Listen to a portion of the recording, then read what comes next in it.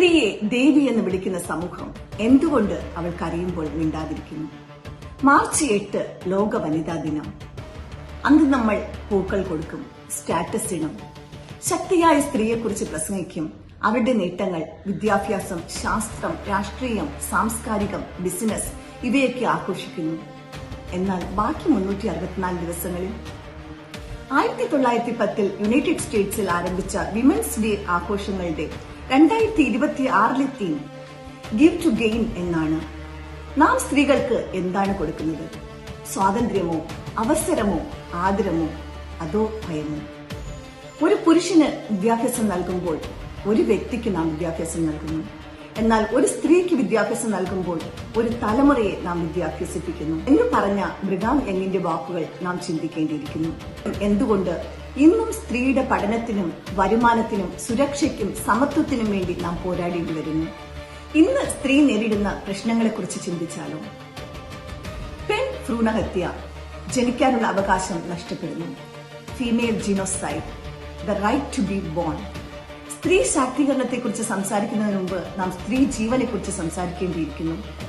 2024 down to എർത്തിൽ പ്രസിദ്ധീകരിച്ച ഒരു പഠനം പറയുന്നത് ഇന്ത്യയിൽ മാത്രം കഴിഞ്ഞ 20 വർഷങ്ങളിലായി 90 ലക്ഷത്തിലധികം പെൺകുട്ടികൾ അപ്രത്യക്ഷരായി എന്നാണ്. സെക്സ് സെലക്ടീവ് അബോർഷൻ കാരണം ഇവ കേവലം സ്റ്റാറ്റിസ്റ്റിക്സ് മാത്രമല്ല, നിശബ്ദമാക്കപ്പെട്ട ഹൃദയമിടിപ്പുകളാണ്. ഗിവ് ടു ഗെയിൻ സത്യമാകണമെങ്കിൽ ഓരോ പെൺകുട്ടിക്കും ജനിക്കാനുള്ള അവകാശം ഉണ്ടാകണം. വിദ്യാഭ്യാസ നിഷേധം, പഠിക്കാനുള്ള അവകാശം നഷ്ടപ്പെടുന്നു. The denial of education, the right to learn.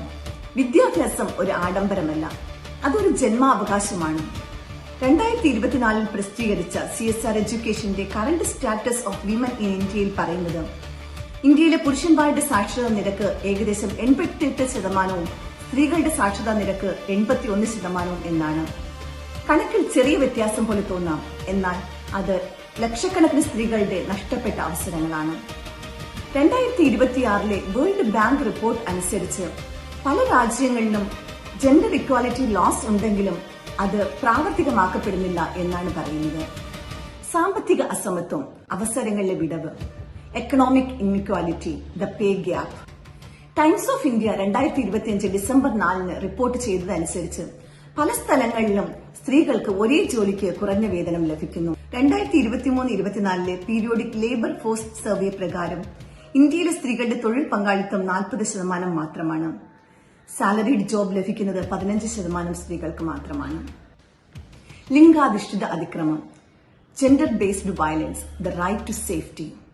ഔദ്യോഗിക കണക്കുകൾ അനുസരിച്ച് ഇന്ത്യയിൽ പ്രതിവർഷം 4,45,000-ലധികം സ്ത്രീകൾക്കെതിരായ അതിക്രമങ്ങൾ റിപ്പോർട്ട് ചെയ്യപ്പെടുന്നു. 2025 ജൂലൈയിൽ ടൈംസ് ഓഫ് ഇന്ത്യ റിപ്പോർട്ട് അനുസരിച്ച് 5 സ്ത്രീകളിൽ 4 പേർ കുടുംബത്തിൽ നിന്നുള്ള ഏതെങ്കിലും തരത്തിലുള്ള പീഡനം അനുഭവിച്ചിട്ടുണ്ട്. ആയിരക്കണക്കിന് റേപ്പ് കേസുകൾ ഓരോ വർഷവും റിപ്പോർട്ട് ചെയ്യപ്പെടുന്നു. സ്ത്രീധനം, ഡൌറി സിസ്റ്റം. സ്ത്രീ ശാക്തീകരണത്തിന്റെ യുഗമാണിതെന്ന് നാം വീമ്പിളക്കുന്നു.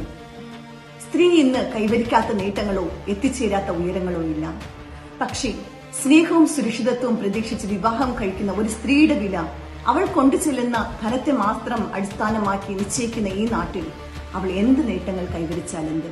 സ്ത്രീ 2ാം തരം ജീവി മാത്രമാണെന്നും അവളെ സ്വീകരിക്കുന്ന പുരുഷൻ നഷ്ടപരിഹാരം അർഹിക്കുന്നു എന്നുമുള്ള പ്രാചീനവും പ്രാകൃതവുമായ കാഴ്ചപ്പാട് ദേശത്തിന്റെ അതിരുകൾ ഭേദിച്ച് ഇന്നും ഇവിടെ നിലനിൽക്കുന്നു. ശാസ്ത്ര സാങ്കേതിക പുരോഗതിയും ജീവിതത്തിന്റെ സമസ്ത മേഖലകളിലുമുള്ള ആഗോളവൽക്കരണവും ഈ സ്ഥിതി മെച്ചപ്പെടുത്താൻ തീരെ ഉപകരിച്ചിട്ടില്ല എന്നതാണ് ഖേദകരമായ വസ്തുത. സമൂഹത്തിലെ പുതിയ മാറ്റങ്ങളും ഉപഭോഗാധിഷ്ഠിതമായ ജീവിതശൈലിയും സ്ത്രീധനത്തെ ഒരു സ്റ്റാറ്റസായി കാണാൻ പ്രേരിപ്പിക്കുന്നു.